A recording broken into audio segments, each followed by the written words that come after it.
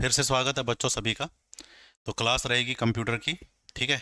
तो कल हमने सीपीयू के बारे में पूरी थ्योरी वाली क्लास करी थी। तो पहले कुछ क्वेश्चन करेंगे आज, फिर हम कंप्यूटर मेमोरी की तरफ चलेंगे। तो एक बार सारे चेक करो ऑडियो वीडियो ओके है या नहीं। ठीक है, किसी प्रकार की दिक्कत है तो बताओ, नहीं तो जय हिंद लिखो ताकि मुझे पता चले ऑडियो वीडियो ओके है।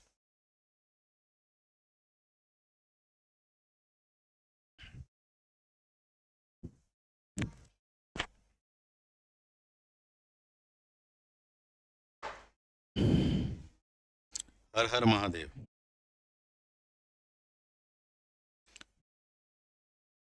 पहला क्वेश्चन तुम्हें स्क्रीन पे दिखाई दे रहा है क्या? एक बार मैं तुम्हारे कमेंट में देख लूँ, क्या कर रहे हो तुम? हाँ, ओके चल रहा है, कोई दिक्कत वाली बात नहीं। तो करते हैं क्लास की शुरुआत बिना किसी बकवास के। ठीक है, सीधी बात, नो बकवास, प्राइड पिया करेंगे हम। ठीक है। तो रिक्वेस्टेड डाटा पर सीधे जंप करने के डिवाइस की क्षमता को क्या कहते हैं? तो आपने कोई भी बताओ, क्या कहोगे तुम पहले क्वेश्चन का आंसर? तो दोनों करवा दूंगा मैं, तुम्हारे क्वेश्चन भी सारे करवा दूंगा, थ्योरी भी सारे करवा दूंगा। बस तुम्हें, ठीक है, कॉन्टिन्यूटी के साथ क्लास के साथ जुड़े रहना है और धैर्य तो रखना पड़ेगा। देखो ओके ना सब कुछ? बिल्कुल। तो रिक्वेस्टेड डाटा पे डाटा देखो क्या होता है, बताओ क्या कहते हो? कंप्यूटर के अंदर देखो मेमोरी है। कंप्यूटर के अंदर क्या है? मेमोरी। तो कंप्यूटर के अंदर कोई भी मेमोरी होगी, तो जैसे जैसे मान लो ये मेमोरी है, कंप्यूटर के अंदर एक मेमोरी है। ठीक है, ये क्या है? कंप्यूटर की मान लो मेमोरी है। तो मेमोरी के अंदर क्या होता है बच्चों? स्पेस होता है, अलग अलग स्पेस है ये। हर एक स्पेस का एड्रेस होता है भाई। हर एक स्पेस का क्या होगा? एड्रेस होगा। मान लो ये एड्रेस नंबर 1 है, ये एड्रेस नंबर 2, 3, 4, 5, 6, 7, और ऐसे चलते रहो। बहुत सारे लाखों करोड़ों एड्रेस है कंप्यूटर के अंदर। अब दो तरीके से डाटा को रीड किया जा सकता है भाई। एक तो हम लाइन वाइज डाटा रीड करें, पहले एड्रेस नंबर 1 से रीड करें, फिर 2 से, 3 से, 4 से, 5 से, सीक्वेंस में चलें। तो जब हम लाइन वाइज डाटा रीड करते हैं तो इसको कहते हैं सीक्वेंशियल एक्सेस भाई। क्या कहते हैं? Sequential access. तो आजकल सीक्वेंशियल एक्सेस नहीं होता, ये होता था बच्चों पहले कैसेट्स के अंदर। कैसेट्स तुम्हें पता है? कैसेट्स जो, ठीक है, कैसेट नहीं आती थी ऑडियो और वीडियो की, वीसीआर। ठीक है, या पहले ऐसे कैसेट देखी होगी तुमने रील वाली। तो इनमें हम क्या कर सकते थे? डाटा को लाइन वाइज ही रीड करते थे। आजकल तो ये कैसेट आती ही नहीं है। दूसरा तरीका ये है कि मैं कहीं से भी डाटा रीड कर दूं। जैसे मान लो तुम्हारे कंप्यूटर के अंदर डाटा है, तो तुम पहले वाले एड्रेस से भी रीड कर सकते हो, डायरेक्ट 7वें से भी कर सकते हो, डायरेक्ट 100वें नंबर से भी कर सकते हो, कहीं से भी डाटा रीड कर सकते हो। इसको कहते हैं रैंडम एक्सेस। रैंडम का मतलब कहीं से भी। तो इस क्वेश्चन का आंसर क्या आ जाएगा? Random access. जैसे रैम हमारी रैंडम एक्सेस मेमोरी होती है, वहां कहीं से भी डाटा रीड कर सकते हैं। तो कंप्यूटर के अंदर जो डाटा को सीक्वेंस में रीड करता है ना, उसका नाम है मैग्नेटिक टेप। याद रखना, केवल मैग्नेटिक टेप ही कंप्यूटर के अंदर ऐसी है जो डाटा को मैग्नेटिक टेप। तो मैग्नेटिक टेप क्या करेगी? डाटा को आपका सीक्वेंस में रीड करेगी, बाकी डिवाइस डाटा को रैंडमली रीड करेंगे। ठीक है। तो तुम्हारे फोन में मान लो तुमने बहुत सारे सॉन्ग रख रखे हैं, तो तुम पहले नंबर का सॉन्ग भी प्ले कर सकते हो, सीधा 100वें नंबर का भी प्ले कर सकते हो। तो इसी को कहते हैं रैंडम एक्सेस। किसी भी डाटा पे डायरेक्ट मूव कर जाना रैंडम एक्सेस कहलाता है। तो पहले का आंसर आया भाई option number C. Option number C पहले क्वेश्चन का आंसर आएगा। तो सी इस क्वेश्चन का बिल्कुल सही आंसर है, ऑप्शन नंबर सी भाई। अगला क्वेश्चन है ये,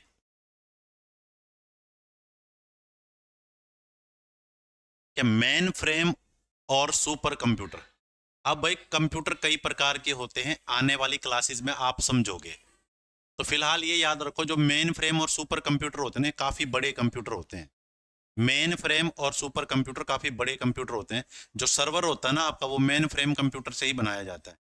तो मेन फ्रेम कंप्यूटर से सर्वर वगैरह बनाए जाते हैं। तो आपको पता होगा कितने बहुत बड़े ये कंप्यूटर होते हैं। तो अब इन कंप्यूटर के अंदर भी तो आपको डाटा सेव करने के लिए डाटा एंटर करना पड़ता है। तो इन कंप्यूटर के अंदर बच्चों टर्मिनल दिए जाते हैं जहां से हम डाटा एंटर कर सकते हैं। तो ये टर्मिनल है। तो इन कंप्यूटर के अंदर विशेष प्रकार के टर्मिनल दिए जाते हैं।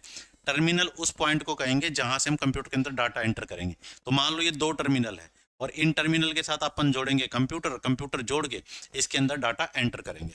तो मेन फ्रेम और सुपर कंप्यूटर होता है डाटा एंट्री के लिए या मॉडिफिकेशन के लिए। इसमें क्या दिए जाते हैं बच्चों? टर्मिनल दिए जाते हैं।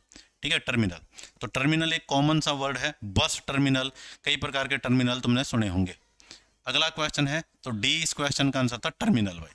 अगला क्वेश्चन है तुम्हारे सामने ये, डिजिटल कैमरे में प्रयोग किया जाता है। डिजिटल कैमरे में क्या प्रयोग किया जाता है? एलईडी प्रयोग की जाती है, फोटो डायोड यूज की जाती है, प्रकाशीय पेन यूज किया जाता है, प्रकाशीय फिल्म यूज की जाती है। तो भाई जो डिजिटल कैमरा है उसके अंदर यूज किया जाता है फोटो डायोड भाई, फोटो डायोड यूज किया जाता है। फोटो डायोड का क्या काम है? ठीक है, फोटो डायोड का काम क्या होता है? जैसे डिजिटल कैमरा क्या होता है, किसी भी ऑब्जेक्ट की फोटो खींचनी है तो कैमरे से उसके ऊपर लाइट पड़ेगी, तो लाइट जब पड़ेगी तो ये जो फोटो डायोड होता है ना, लाइट को जानकारी में बदलेगा। जैसे किसी की फोटो खींची तो लाइट को इन्फॉर्मेशन में बदल देगा, तो ये फोटो डायोड का काम होता है। तो आजकल जो हम कनेक्शन लेते हैं बच्चों, जैसे हमारा ऑप्टिकल फाइबर का कनेक्शन है, उसमें भी फोटो डायोड लगाया जाता है, लाइट को ये जानकारी में बदल देता है, तो ये इसका काम होता है, फोटो डायोड इसे कहते हैं। अगला क्वेश्चन है हमारे सामने, वो है बच्चों ये क्वेश्चन आसान है, इसका आंसर तुम दोगे, जल्दी से मुझे कमेंट करके बताओ। किस व्यक्ति ने 20 दिसंबर 1990 को वर्ल्ड वाइड वेब की खोज की थी? यानी सीधा सीधा क्वेश्चन ये पूछ रहा है कि www की खोज किसने की थी? www की खोज किसने की थी, बताओ।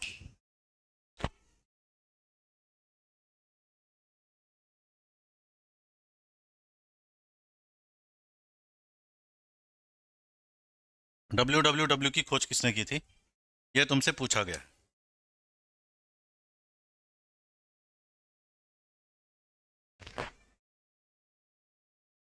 तो www की खोज की थी बच्चों टिम बर्नर ली ने की थी। अमेरिका से हैं ये, सर टिम बर्नर ली।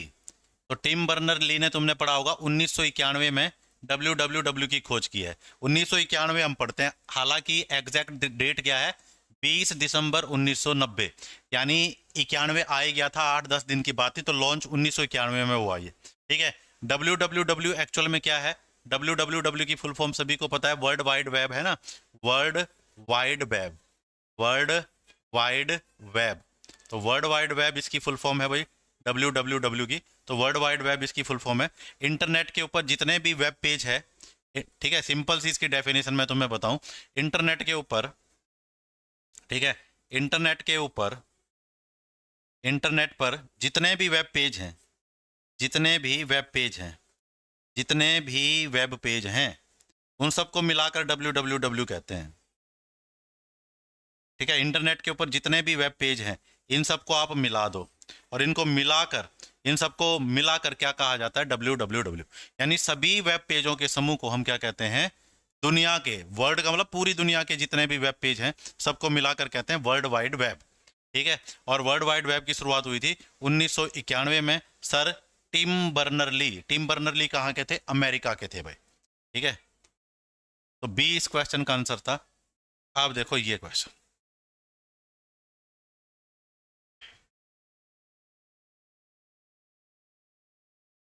श्रीकांत राधे राधे कह रहा है मैं छोरी हूं। अच्छा क्या श्रीकांत बता दिया, नहीं तो देखो स्क्रीन पे तो किसी की शक्ल दिख नहीं रही है, तो बहुत अच्छा किया तुम लोगों ने बता दिया। ठीक है, ये बताना बहुत जरूरी है कि मैं छोरा हूं या छोरी, क्योंकि इतने सारे लड़के आए हैं बेचारे, कईयों से तो छोरी समझ के बात करते हैं, बाद में पता चला जिसे छोरी समझ के बात कर रहे थे वो तो नफे सिंह निकला। ठीक है, तो टाइम की कीमत है, कुछ तो यूज करेंगे उस टाइम का हम। बताओ, तो जो हमारे पर्सनल कंप्यूटर होते हैं वो किसके साथ जुड़े होते हैं भाई? तो पर्सनल कंप्यूटर सुपर कंप्यूटर से जुड़े होते हैं, नेटवर्क से, इंटरप्राइज से, या सर्वर से? तो भाई सुपर, जो हमारे पर्सनल कंप्यूटर होते हैं ना, वो जनरली नेटवर्क से जुड़े होते हैं। तो कोई भी जानकारी अगर मुझे चाहिए तो मुझे पहले अपने पीसी को नेटवर्क से जोड़ना पड़ेगा। नेटवर्क से जोड़ने का मतलब क्या है? जैसे मान लो तुम अपने पीसी में कुछ भी चलाना चाहते हो, मूवी डाउनलोड करना चाहते हो, तो पहले तो तुम्हें इसमें नेट चलाना पड़ेगा, और नेट चलाने के लिए आपको अपने पीसी को नेटवर्क से जोड़ना पड़ेगा। ठीक है, तो मान लो आप जियो का नेट चला रहे हो, तो जियो के नेटवर्क से आप कनेक्ट हो गए, फिर ही तो आपके पास जानकारी आएगी। तो पर्सनल कंप्यूटर आपके किससे जुड़े होते हैं? नेटवर्क से जुड़े होते हैं बच्चों, नेटवर्क। ठीक है,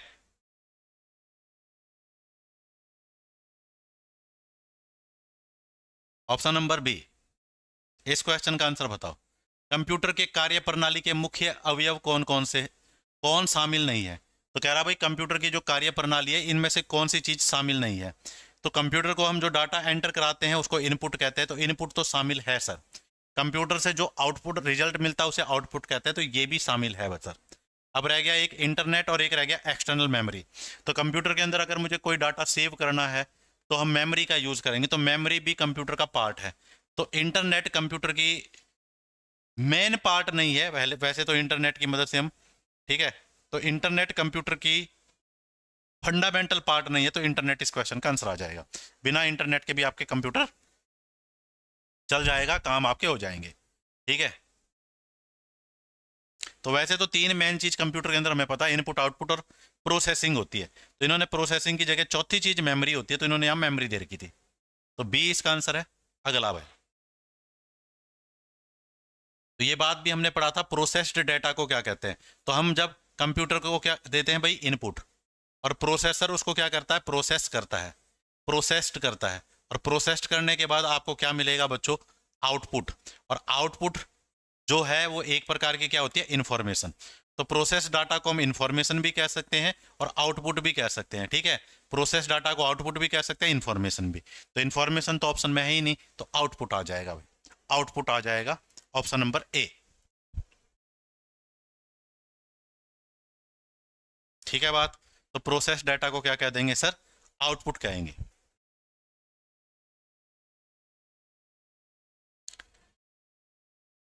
इनपुट तो कहेंगे नहीं, डाटा प्रोसेस करने के बाद, प्रोसेस करने से पहले इनपुट होती है। ए इसका आंसर था, output that is. Next question है आपके सामने, वो है ये, इस क्वेश्चन का आंसर बताओ।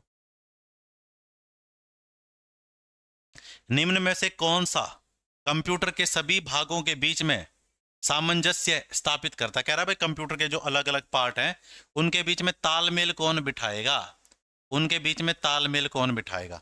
तो तुमने देखा होगा ना, जैसे यारों का टोला है, तो सारे यार भाई एक से बढ़कर एक ऊत हैं, लेकिन उनमें एक समझदार होता है, वो सबकी बात थोड़ी थोड़ी रखता है, उनमें तालमेल बिठा लेता है। तो तालमेल बिठाने का काम कौन करेगा? लॉजिकल यूनिट करेगी। लॉजिकल यूनिट तो कुछ होता ही नहीं। Control unit, arithmetic, logical unit. तो आंसर आएगा भाई कंट्रोल करने का, सबके बीच में तालमेल बिठाने का काम किसका है, कंट्रोल यूनिट का। और कंट्रोल यूनिट हमने कल ही पढ़ा था, किसका पार्ट है, सीपीयू का। हमने पढ़ा था सीपीयू के दो पार्ट हैं सर, एक तो होती है कंट्रोल यूनिट और एक होती है एएलयू। तो सभी को कंट्रोल करने का काम किसका है, कंट्रोल यूनिट का। तो सभी के बीच में तालमेल कौन बिठाएगा सर, कंट्रोल यूनिट बिठाएगी, ठीक है। कंट्रोल यूनिट तालमेल बिठाएगी। जैसे तुम्हारे घर में कोई मेहमान आ जाता है तो तुम्हारी माता जी क्या होती है, तालमेल बिठाती है। किसी मेहमान ने कहा सर मैं तो चाय पीऊंगा, किसी ने कहा मैं तो जूस पीऊंगा, किसी ने कहा ना तो मैं चाय पीता ना तो मैं जूस पीऊंगा, मैं तो वो पीऊंगा जो रात वाली चीज होती है। तो तालमेल बिठाना पड़ेगा ना मेहमानों के बीच में। सबको ने जो मेहमान हैं उनकी सेवा तो करनी पड़ती है, क्योंकि मेहमान तो भगवान का रूप होता है। तो तालमेल बिठा देते हैं। तो इसी प्रकार जीवन में तुम्हें अपनी परिस्थितियों के साथ तालमेल बिठाना पड़ेगा, तुम्हें अलग अलग जगह अपना टाइम इन्वेस्ट करना पड़ेगा। तो तालमेल बिठाना ही जीवन जीने की कला है। जो जीवन के साथ तालमेल बिठा लेता है वो विपरीत परिस्थितियों में भी सही रहेगा, जो तालमेल नहीं बिठा पाता वो बेचारा फिर रोता रहता है, ठीक है। तो जीवन के साथ तालमेल बिठाना एक कला है बच्चों। तो अगला क्वेश्चन है, ये क्वेश्चन भी तुम्हें आना चाहिए। मैं चाहता हूं, कल ही हमने ये किया था, सीपीयू के एएलयू में क्या होते हैं, ठीक है। कह रहा भाई सीपीयू के दो पार्ट हैं, एक तो कंट्रोल यूनिट है और एक है एएलयू। तो ये कह रहा है एएलयू के अंदर क्या होते हैं, रजिस्टर होता है, रैम स्पेस होता है, सेकेंडरी स्टोरेज स्पेस होता है, बाइट स्पेस होता है। तो कल वाली अगर तुमने वीडियो अच्छी तरह देखी है तो इसका आंसर तुम बता पाओगे। बताओ क्या होता है हमारे पास, इसका आंसर क्या आएगा, ठीक है। सीपीयू के एएलयू में क्या होते हैं? बी मोना, रवि भोला, यस सर। क्वेश्चन का आंसर बताओ। सी, ए रजिस्टर, सी और ए ज्यादातर बच्चे बता रहे हैं। तो कल हमने पढ़ा था भाई, जो हमारे पास प्रोसेसर होता है, ठीक है, प्रोसेसर की मेमोरी को रजिस्टर कहते हैं, और ये रजिस्टर जो होते हैं एएलयू के अंदर भी होते हैं और कंट्रोल यूनिट के अंदर भी होते हैं। तो सीपीयू के एएलयू में रजिस्टर होते हैं। कल हमने पढ़ा था ना, रजिस्टर क्या था सर, प्रोसेसर की मेमोरी थी। प्रोसेसर की मेमोरी प्रोसेसर की मेमोरी। और हमने कल ये भी पढ़ा था सबसे फास्ट मेमोरी भी रजिस्टर होते हैं। तो क्वेश्चन का आंसर पका पकाया रजिस्टर। ठीक है, कल की क्लास लगाई होगी तो जरूर तुम्हें पता होगा रजिस्टर क्या होते हैं। ठीक है, नहीं लगाई तो देख लेना। तो ए आंसर आ जाएगा रजिस्टर। ये बताओ भाई क्या आंसर आएगा। एक क्वेश्चन भी हम पहले कर चुके हैं। वह सूचना जो किसी बाह्य स्रोत से आती है तो उसे क्या कहते हैं बच्चों, उसे कहते हैं इनपुट। ठीक है, तो पहले भी हमने किया था तो इनपुट कहेंगे, ऑप्शन नंबर डी। ठीक है, ऑप्शन नंबर डी। तो बाहर से कोई भी सूचना कंप्यूटर के अंदर आएगी तो उसे इनपुट कहेंगे बच्चों, इनपुट। ठीक है, अगला क्वेश्चन है हमारे सामने, वो है ये। तो डी इसका आंसर था। मेन मेमोरी खालिस्तान के समन्वय यानी कोऑर्डिनेशन से कार्य करती है। सीपीयू, विशेष कार्य कार्ड, इंटेल या रैम। तो ये क्वेश्चन भी हमने पढ़ा था कि भाई कंप्यूटर के अंदर मेन काम कौन करता है, एक चिप करती है सर सारे काम। इस चिप का नाम क्या है सर, प्रोसेसर। ये चिप क्या नाम है इस चिप का, प्रोसेसर। अब इस चिप को काम करने के लिए डाटा उठाना पड़ता है बच्चों, कहाँ से, रैम से, मेन मेमोरी से। तो मेन मेमोरी और प्रोसेसर मिलकर काम करते हैं। जब भी प्रोसेसर को कोई काम करना होता है तो ये मेन मेमोरी से डाटा उठाता है और काम होने के बाद वापस डाटा को सेव कर देता मेन मेमोरी में। तो मेन मेमोरी किसके साथ मिलकर काम करेगी, सीपीयू के साथ। अगर ये पूछ ले सीपीयू किसके साथ मिलकर काम करेगा, मेन मेमोरी के साथ। सीधी सीधी ये बात है, राम और श्याम काम कर रहे हैं मिलके, तो राम किसके साथ काम कर रहा है, श्याम के साथ। श्याम किसके साथ काम कर रहा है, राम। तो मेन मेमोरी और प्रोसेसर मिलकर काम करते हैं। डाटा तो सेव होता है किसके अंदर बच्चों, मेन मेमोरी के अंदर, लेकिन काम कौन करता है, काम करता है बच्चों प्रोसेसर। ये ठीक इस प्रकार से है, इस बात को और समझो। जैसे मान लो तुम्हारे पास दो बंदे हैं, एक बंदा ये है, इसने अपने हाथ में एक बैग पकड़ रखा है, बैग। ठीक है, तो बैग के अंदर सामान रखेंगे हम। और एक बंदा ये है और ये खेत में गया और ये खेत में से कुछ तोड़ रहा है, क्या तोड़ रहा है, कुछ भी मान लो। ठीक है, जैसे मान लो टमाटर तोड़ रहा है, टमाटर। ठीक है, अब इस बंदे ने क्या किया, इस बंदे ने टमाटर तोड़े, तो काम तो ये बंदा कर रहा है ना टमाटर तोड़ने का, और ये इस बैग में क्या कर रहा है, स्टोर कर रहा है। तो टमाटर तोड़ के इसमें स्टोर कर रहा है, तो ये मेन मेमोरी है आपकी, ये प्रोसेसर है। अब प्रोसेसर को आगे टमाटर चाहिए तो बैग से निकालेगा, और जब इसे संभालने होंगे तो उल्टे बैग में संभाल देगा। तो इसी प्रकार मेन मेमोरी और प्रोसेसर होता है। डाटा होता है मेन मेमोरी के अंदर, प्रोसेसर को डाटा चाहिए होता है, मेन मेमोरी से ले लेता है। जब काम हो जाता है उल्टा ही मेन मेमोरी में डाटा डाल देता है। ठीक है, तो इसका आंसर क्या आया, सीपीयू। सीपीयू इस क्वेश्चन का आंसर आ गया। अगला क्वेश्चन,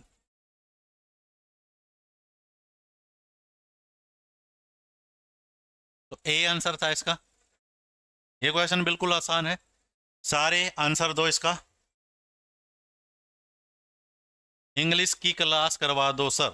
ठीक है, इंग्लिश की क्लास करवा दूं, इंग्लिश की क्लास तो दीपक सर करवाएंगे, उनसे बात करो तुम। ठीक है, हाँ, इंग्लिश की क्लास होती नहीं क्या तुम्हारी, बताना एक बार। इंग्लिश की क्लास नहीं होती।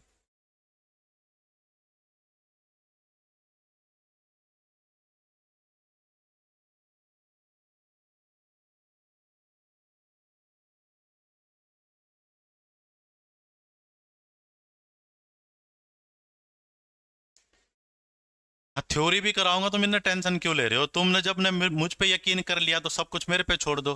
ठीक है, फिर अपना दिमाग ना लगाओ, या तो फिर अपना ही लगा लो। ठीक है, वैसे एक बात कह दो, सर सब कुछ आपको कराना, कहानी खत्म, चाहे मैं कुछ भी कराऊं। ठीक है, फिर पेपर में ना आया तो फिर बात करना। बताओ इस क्वेश्चन का आंसर। तो किसने प्रथम मैकेनिकल कैलकुलेटर बनाया, यानी सीधी सी बात है, मैकेनिकल कैलकुलेटर का मतलब बिजली से नहीं चलता था वो। ठीक है, मैकेनिकल का तो यही मतलब है, यांत्रिक। जो बिजली से चलता है इलेक्ट्रॉनिक हो जाता, जो बिजली से नहीं चलता उसे मैकेनिकल कहते हैं। ठीक है, जैसे नींबू निचोड़ने वाली मशीन है तो वो मैकेनिकल है, क्योंकि हम हाथ से काम करते हैं उसको। तो जो चीज़ बिजली से नहीं चलती वो मैकेनिकल है, ये मतलब समझो। तो तुम्हें पता है भाई, जो पहला कैलकुलेटर है वो पास्कल ने बनाया था। पास्कल ने पहला कैलकुलेटर बनाया था, है ना। पास्कल ने पहला कैलकुलेटर बनाया था 1642 में भाई, 1642 में बनाया था ना। तो 1642 में पास्कल ने पहला कैलकुलेटर बनाया था, यही पूछ रहा है तुमसे। तो ब्लेज पास्कल ने पहला कैलकुलेटर बनाया था। और मैंने तुम्हें बताया था इस पास्कल के पिताजी थे ना, वो अकाउंटेंट थे, तो उनकी हेल्प करने के लिए इसने कैलकुलेटर बनाया था। इस पास्कल कैलकुलेटर को कई नामों से जाना जाता है। इसे पास्केलाइन भी कहते हैं, पास्केलाइन, पास्केलाइन कहते हैं इसको। ठीक है, या इसे एडिंग मशीन भी कह देते हैं, एडिंग मशीन। एडिंग मशीन भी इसी को कहते हैं, एडिंग मशीन भी कहते हैं। और ये जो कैलकुलेटर था ना, पास्कल कैलकुलेटर, केवल जमा और घटा कर सकता था, और चीजें नहीं कर सकता था ये।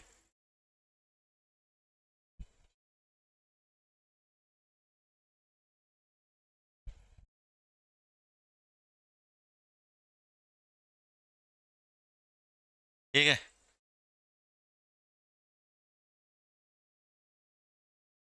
आगे चलो भाई। तो ए आंसर आ गया इसका भी। निम्न में से किसने पंच कार्ड का आरंभ किया? मोस्टली क्वेश्चन मैं करा चुका हूं तुम्हें। ठीक है, अगर तुमने पहले की क्लासें ध्यान से देखी हैं तो मैंने तुम्हें कहा था भाई पंच कार्ड का जब भी जिक्र आएगा तो दो बंदों के नाम आएगा। एक व्यक्ति का नाम तो था जोजफ मैरी जैकार्ड। जोजफ, ठीक है, जोजफ मैरी जैकार्ड, ये एक महिला थी।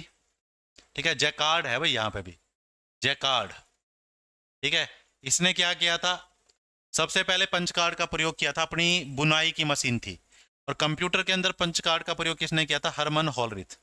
हरमन हॉलरिथ के बारे में भी मैंने तुम्हें बताया था कि हरमन हॉलरिथ ने जनसंख्या की गणना करने के लिए अमेरिका के लिए एक मशीन बनाई थी। तो वैसे तो सबसे पहले पंच कार्ड का प्रयोग किसने किया था? जोजफ मैरी जैकार्ड ने किया था। लेकिन कंप्यूटर के अंदर, किसी मशीन के अंदर जो कंप्यूटिंग कैलकुलेशन का काम करती है, उसके अंदर पंच कार्ड का प्रयोग किसने किया था? हरमन हॉलरिथ। इन दोनों के नाम आ सकते हैं। ठीक है, पहले इसने किया था जैकार्ड। इसने एक मशीन बनाई थी और हमने बात की थी पहली क्लास में, जैकार्ड का लूम था उस मशीन का नाम। ठीक है, तो 8वीं 9वीं क्लास होगी ये, सारी क्लास देखो। ठीक है, तो ए इसका भी आंसर भाई। निम्न में से सबसे तेज कौन है? ये तो हमने, ये भी हमने कल पढ़ा था। बता दो इस क्वेश्चन का आंसर, सारे इसके आंसर देना। इनमें से सबसे तेज कौन सा है? सबसे तेज कौन सा है? और तुम में से सबसे तेज कौन सा है बताना। सबसे तेज आंसर कौन देगा? मैं यहां बैठ गया आराम से। ए राइट है। सबसे तेज कौन है? सीडी रोम, रैम, कैश या रजिस्टर्स? डी, ए राइट है।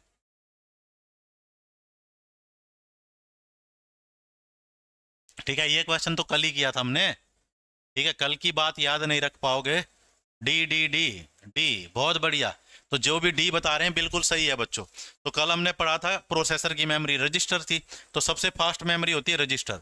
तो सबसे फास्ट पहले नंबर पे रजिस्टर, दूसरे नंबर पे कैश, और तीसरे नंबर पे रैम आ गई। तीसरे नंबर पे रैम और रोम में तो देखा डिपेंड करेगा, लेकिन सबसे फास्ट रजिस्टर होती है। ठीक है, तो इसका आंसर भी क्या आ गया? इसका आंसर आ गया डी।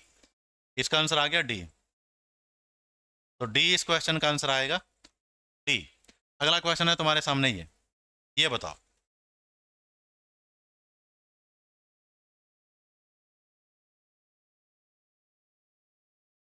रजिस्टर बिल्कुल सही आंसर था। अब इस क्वेश्चन का आंसर तुम बता दो क्या आ रहा है। तुमसे पूछ रहा है एनालिटिकल इंजन का निर्माण किसने किया था? अब ये एनालिटिकल इंजन तुम्हें सुना सुना लग रहा होगा ना। एनालिटिकल इंजन बहुत इंपॉर्टेंट है भाई।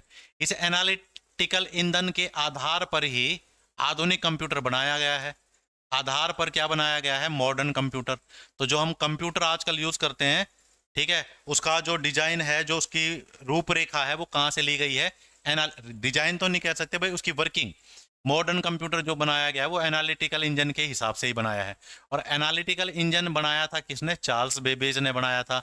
और मैंने तुम्हें यह भी बताया था कि एनालिटिकल इंजन को चार्ल्स बेबेज पूरा नहीं बना पाया था। ठीक है, एनालिटिकल इंजन से पहले चार्ल्स बेबेज ने एक और मशीन बनाई थी। क्या तुम कमेंट करके उस मशीन का नाम बता सकते हो? तो इसने एक और मशीन बनाई थी, उस मशीन का नाम कमेंट करके बताओ। ठीक है, तो उस मशीन का नाम था डिफरेंस इंजन। डिफरेंस इंजन भी बनाया था इसने।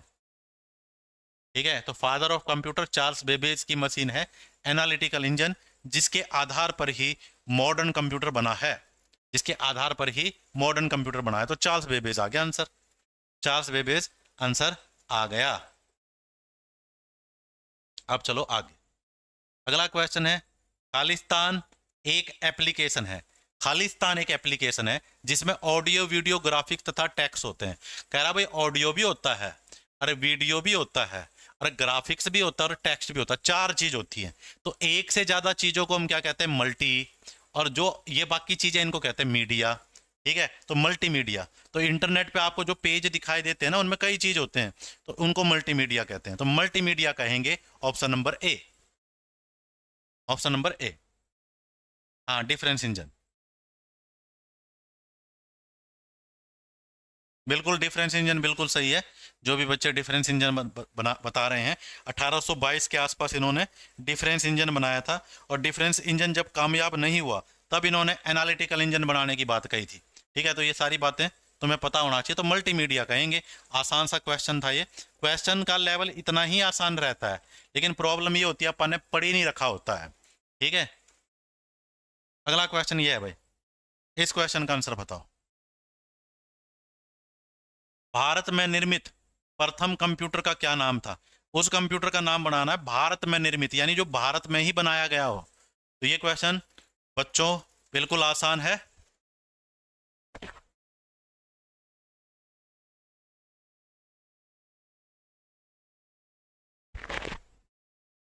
बताओ।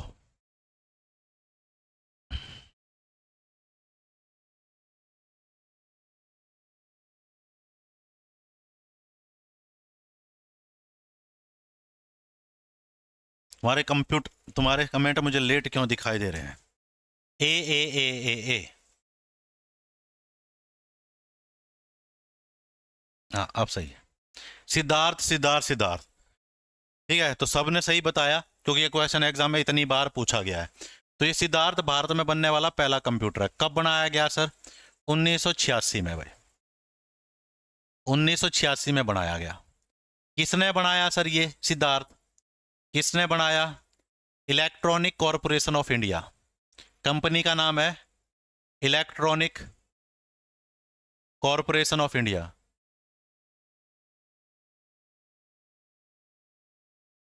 ऑफ इंडिया, शॉर्ट में कह सकते हो ईसीआई। ठीक है, इस कंपनी ने बनाया था ये। सर कहाँ लगाया गया था? ये कहाँ लगाया गया था? बताओ सिद्धार्थ, कहाँ लगाया गया था? कहाँ लगाया गया था सिद्धार्थ?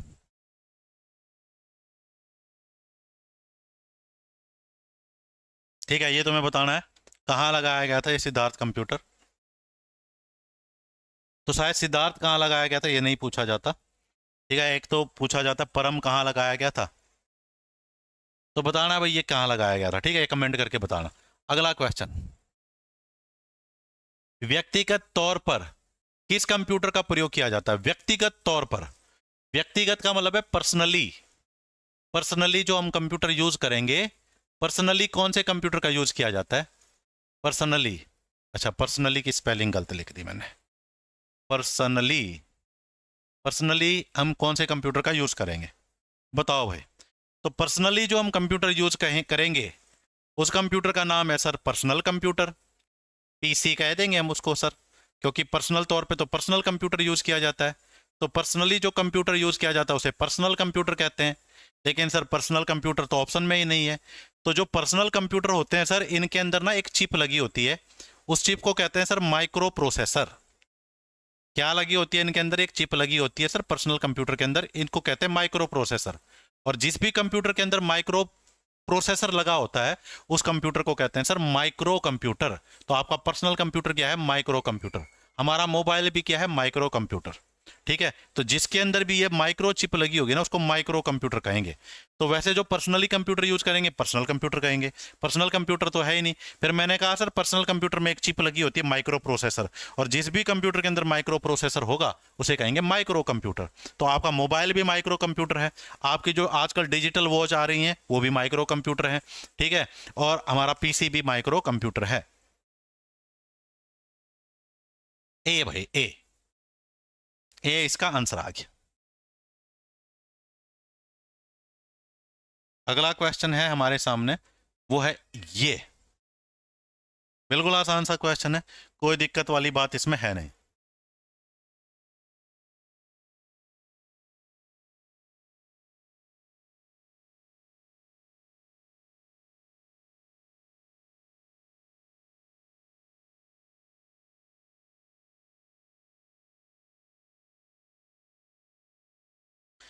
चुंबकीय डिस्क पर किस पदार्थ की परत होती है? तो जहां पे भी चुंबकीय दिख जाए ना, चुंबक किसकी तरफ अट्रैक्ट होता है? लोहा। तो आयरन की परत होगी चुंबकीय डिस्क के ऊपर। आयरन की परत हो गई चुंबकीय डिस्क के ऊपर।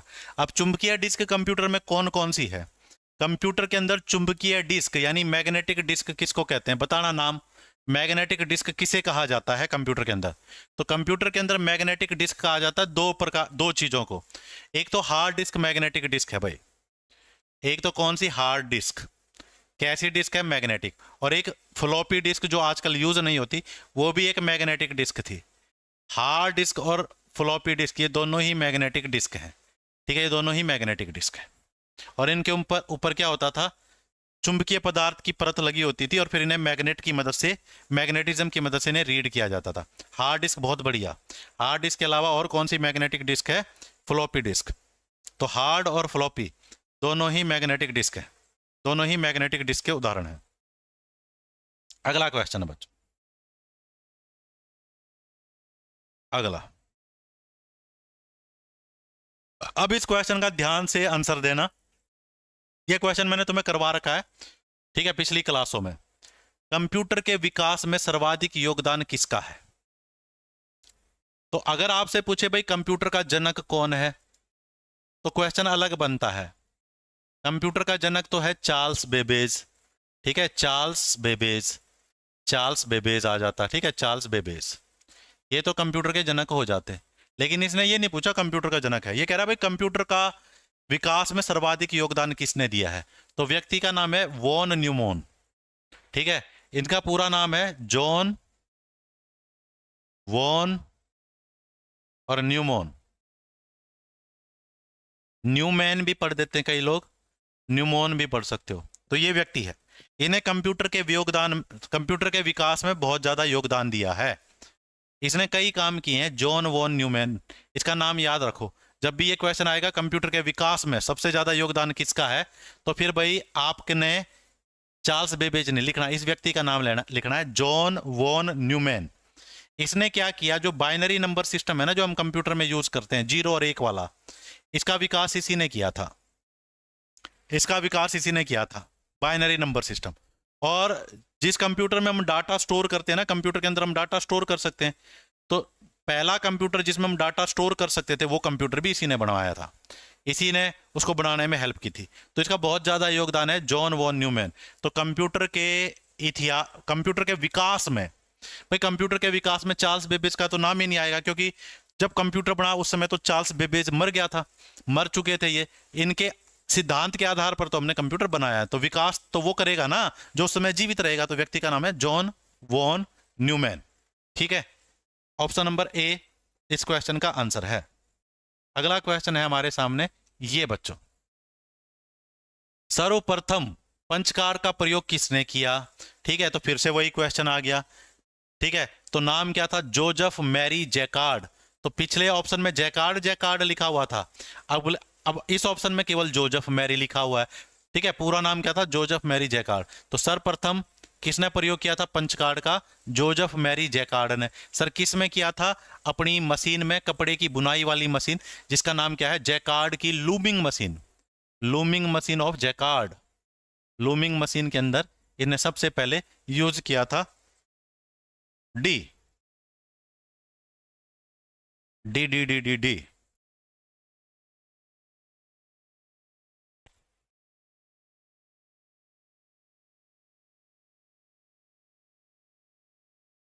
ठीक है, यहां तक की बात।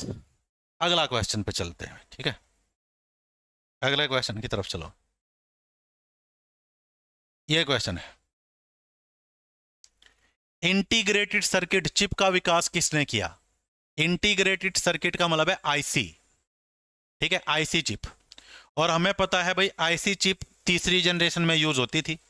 आईसी चिप्स कौन सी जनरेशन में यूज होगी? थर्ड जनरेशन में। थर्ड जनरेशन में यूज होती थी आईसी चिप। पहली आईसी चिप 1958 के आसपास बनाई गई थी, ठीक है। और किसने बनाई थी? किल्बी ने बनाई थी, जेएस किल्बी ने बनाई थी बच्चों। तो यही तुमसे पूछ रहा है, ठीक है, जेएस किल्बी ने बनाई थी पहली आईसी चिप, ठीक है। तो JS Kilby, option number C, option number C, इन्होंने आईसी चिप की खोज की थी, जेएस किल्बी। हाँ, किल्बी बिल्कुल सही है, किल्बी बिल्कुल सही है। चार्ल्स बेबेज ने कुछ नहीं किया। चार्ल्स बेबेज ने तो एक मशीन बनाई थी, एनालिटिकल इंजन, और उस मशीन के आधार पर हमने कंप्यूटर बनाया था। चार्ल्स बेबेज तो बहुत पहले मर गए थे कंप्यूटर के बनने से पहले। 1870 के आसपास चार्ल्स बेबेज की मृत्यु हो गई थी, और कंप्यूटर जो पहला बना है वो 1946 में बना, यानी चार्ल्स बेबेज की मृत्यु के 70-75 साल बाद। ठीक है, तो कंप्यूटर जब बना था उस समय चार्ल्स बेबेज नहीं था। तो कंप्यूटर का, हाँ, कंप्यूटर बनाने की जो प्रक्रिया है, सिद्धांत है, वो चार्ल्स बेबेज का है। ठीक है, सिद्धांत चार्ल्स बेबेज का है।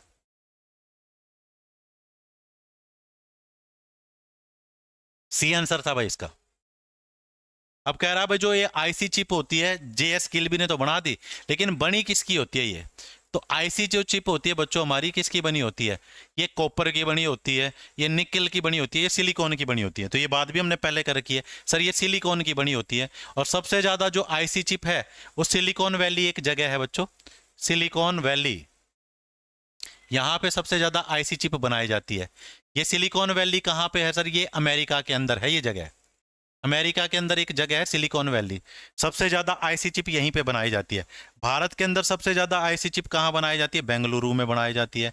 और बेंगलुरु को क्या कहते हैं? भारत की सिलिकॉन वैली। तो भारत की सिलिकॉन वैली किसे कहा जाता है? बेंगलुरु को।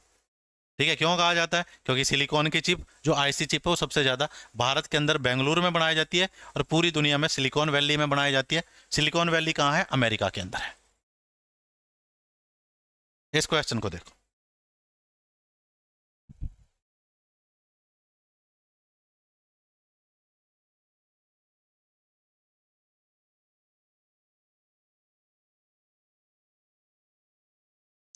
क्वेश्चन है तुम्हारे सामने, ऑब्जेक्ट की प्रॉपर्टीज एक्सेस करने के लिए प्रयोग की जाने वाली माउस टेक्निक कौन सी है? कह रहा भाई अगर आपको किसी ऑब्जेक्ट की प्रॉपर्टी देखनी है तो माउस में क्या करोगे तुम? तो अपना माउस है भाई ये, ठीक है, और तुम्हें पता है माउस के अंदर दो की हैं बच्चों, इधर तो लेफ्ट की है और इधर राइट की है। तो जब आपको किसी पे क्लिक करना हो, जब आपको किसी चीज पे क्लिक करना होता है आप लेफ्ट वाली की दबाते हो, बाईं तरफ वाली की दबाते हो। लेकिन अगर आपको किसी की प्रॉपर्टी देखनी है किसी ऑब्जेक्ट की तो फिर राइट की दबाते हो। तो राइट की दबानी पड़ेगी ऑब्जेक्ट की प्रॉपर्टी देखने के लिए। तो option number C, right clicking. तो राइट क्लिकिंग वो मेथड है जिससे हम क्या देख सकते हैं? ऑब्जेक्ट की प्रॉपर्टी देख सकते हैं। तो राइट क्लिकिंग मेथड का यूज करेंगे सर ऑब्जेक्ट की प्रॉपर्टी देखने के लिए। ठीक है, आसान सा क्वेश्चन था, थोड़ा क्वेश्चन आपको ध्यान से पढ़ना है। अगला क्वेश्चन है तुम्हारे सामने, वो है ये, कह रहा भाई डॉट मैट्रिक्स किस उपकरण का एक प्रकार है? तो ये क्वेश्चन भी बिल्कुल आसान है, ये भी तुम्हें आना चाहिए। डॉट मैट्रिक्स क्या है? कह रहा भाई डॉट मैट्रिक्स एक कीबोर्ड है, डॉट मैट्रिक्स एक प्रिंटर है, डॉट मैट्रिक्स एक माउस है, डॉट मैट्रिक्स एक स्कैनर है। तो हमने पढ़ा था भाई डॉट मैट्रिक्स एक प्रिंटर का नाम है, डॉट मैट्रिक्स एक प्रिंटर का नाम है सर, प्रिंटर। अब मुझे ये बताओ ये डॉट मैट्रिक्स कैसा प्रिंटर है? इम्पैक्ट है या नॉन इम्पैक्ट है? डॉट मैट्रिक्स कैसा प्रिंटर है? इम्पैक्ट है या नॉन इम्पैक्ट है? ये और बता दो कैसा प्रिंटर है ये, इम्पैक्ट है या नॉन इम्पैक्ट? डॉट मैट्रिक्स भाई।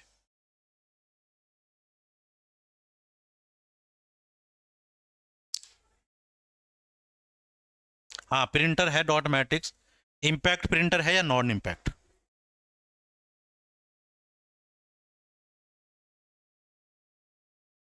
डॉट मैट्रिक्स कैसा प्रिंटर है?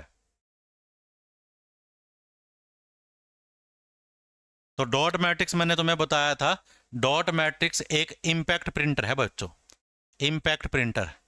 इम्पैक्ट, इम्पैक्ट प्रिंटर वो होता है जिसमें रिबन से टकरा कर प्रिंटिंग होती है, और इसमें पिन का प्रयोग करते हैं, याद हो तो तुम्हें, तो मैंने कहा था इसमें पिन का प्रयोग करते हैं। तो पिने टक टक टक टक टक टक टक रिबन पे टकराएंगी, प्रिंट करेगा। कुछ भी लिखना हो डॉट मैट्रिक प्रिंट में तो प्रिंट पिन की मदद से हम ऐसे ऐसे टक टक टक करके ऐसे ऐसे लिखते हैं बच्चों। कुछ भी हमें बनाना हो तो पिनों की मदद से बनाएंगे ऐसे। तो डॉट मैट्रिक्स प्रिंटर है ये, ठीक है, इम्पैक्ट प्रिंटर है ये, इम्पैक्ट। तो इसमें रिबन पे पिन टकरा के प्रिंटिंग करती है बच्चों। और मैंने कहा था इसकी क्वालिटी बढ़िया नहीं है, तो सरकारी ऑफिस के अंदर ही ये यूज होता है, सरकारी ऑफिस के अंदर ही होता है।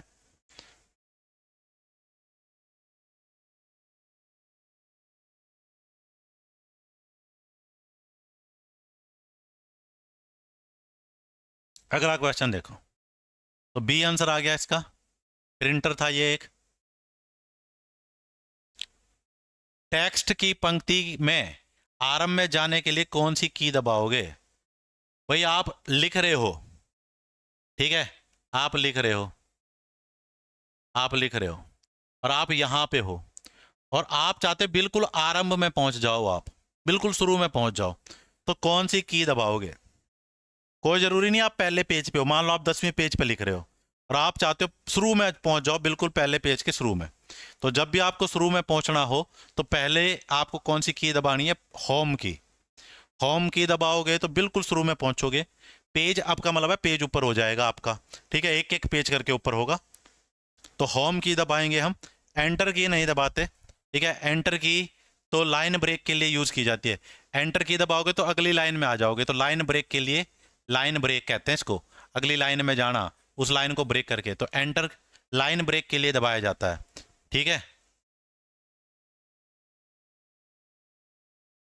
अगला क्वेश्चन, तो इसका आंसर क्या था? Home by C.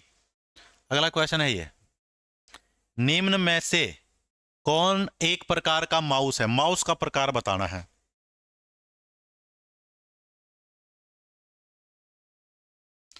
How to fix reboot and select boot device issue.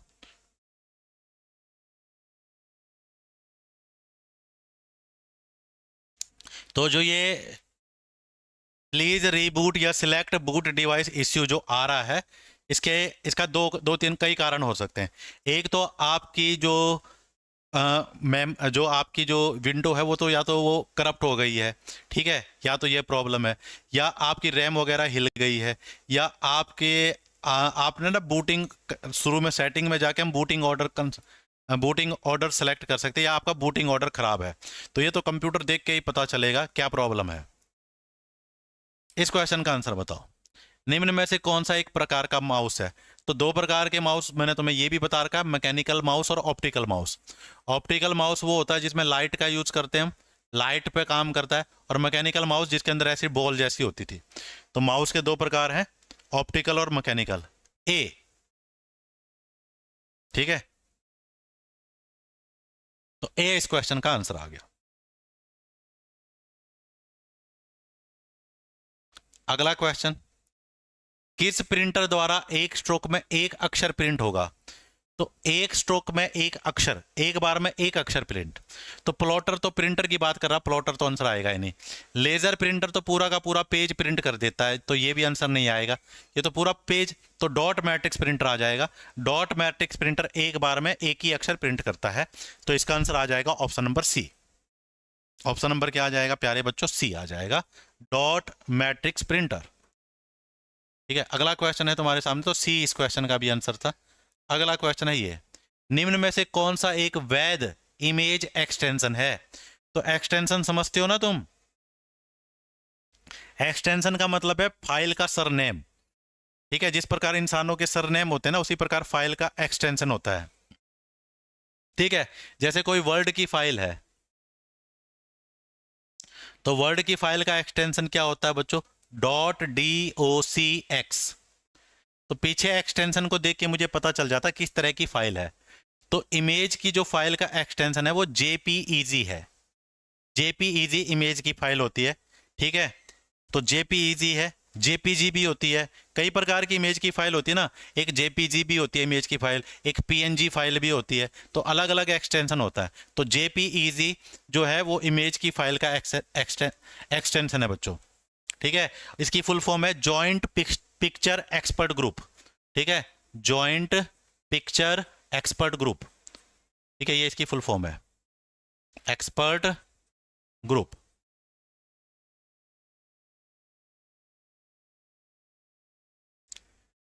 तो यहां तक बच्चों आज हमने कर लिया है। तो मेरे ख्याल से काफी क्वेश्चन हमने आज के लिए कर लिए हैं। इससे आगे हम कल की क्लास में कंटिन्यू करेंगे। तो यहां तक किसी को कोई दिक्कत हो तो बताओ। वैसे तो कोई दिक्कत नहीं होनी चाहिए, इंटेलिजेंट तो तुम हो ही, ठीक है। जॉइंट पिक्चर एक्सपर्ट ग्रुप, बिल्कुल। तो ठीक है बच्चों, मिलते हैं कल की क्लास में। तब तक के लिए जय हिंद, जय भारत।